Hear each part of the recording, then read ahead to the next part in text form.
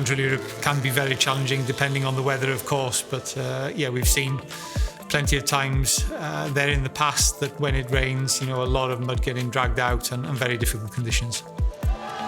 I would say the biggest challenge is the weather and the road conditions, which obviously varying a lot between each stage, whatever it's a stage with lots of cutting, less cutting, leaves on the road, and all that together is the biggest challenge. We have seen massive rain in the previous edition as well, which does make it a real challenge for the drivers to predict the grip.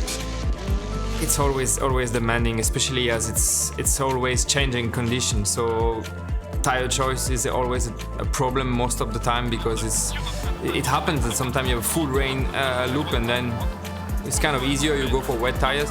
But sometimes it's actually only one stage we're going to be hit by rain, and that's always make it tricky for us in terms of tire choice and strategy. So this time of the year for sure there is high risk.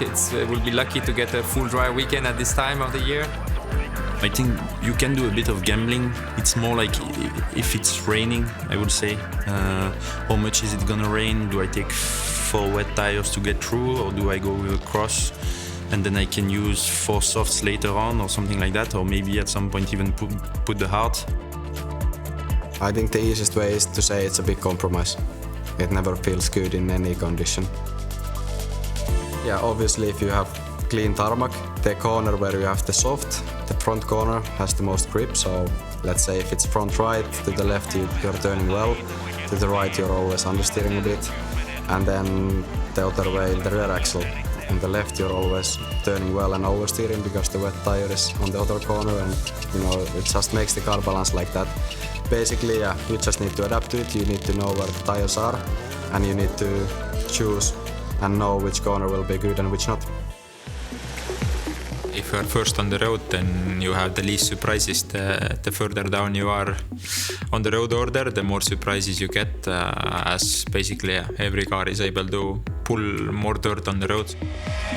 Also the leaves, I would say, are problems. On the forest section, a lot of leaves in the autumns are obviously also falling on the road, and last year we've seen some section where with our car, which have quite a lot of aerodynamics, it's can be pretty quickly, like it looks clean after Ricky, but then 1 or 2 Rally 1 car with a lot of aerodynamics just sucking all of the leaves on the road again, and it's becoming quickly a problem for the late runner.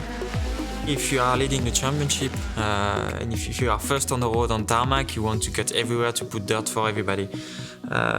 Even if the line doesn't need to go in the cuts sometimes, but just it puts some dirt on for the others. So you can get some advantage to be first on the road for this kind of rallies. I think on that kind of rally, especially if it's wet, you tend to find that the verges are so soaked that very quickly the pollution gets dragged out, and therefore, of course, it's a huge advantage to be first. Is cutting corners the fastest route to WRC tarmac success? It's always a hot topic at the Central European Rally, and is sure to be even more so in the context of this season's championship battle.